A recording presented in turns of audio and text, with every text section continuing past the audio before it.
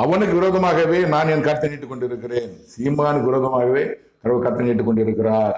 ஜெயலலிதா விரோதமாக கருத்தை நீட்டினாரு, ஜெயலலிதா மரணம் அடைந்தார். சசிகலா விரோதமாக கருத்தை நீட்டி சிறைக்கு அனுப்பினாரு. எடப்பாடி விரோதமாக கருத்தை நீட்டினார். 2021 எலெக்ஷன்ல எடப்பாடி தோற்றார். இப்போ முக ஸ்டாலின் விரோதமாக கருத்தை நீட்டிக் கொண்டிருக்கிறார். என்ன நடப்பது என்று பொறுத்து வந்து பாருங்கள். டொனால்டு மேல கருத்தை நீட்டினார். 2000 எலெக்ஷன்ல டொனால்டு தோற்றார்.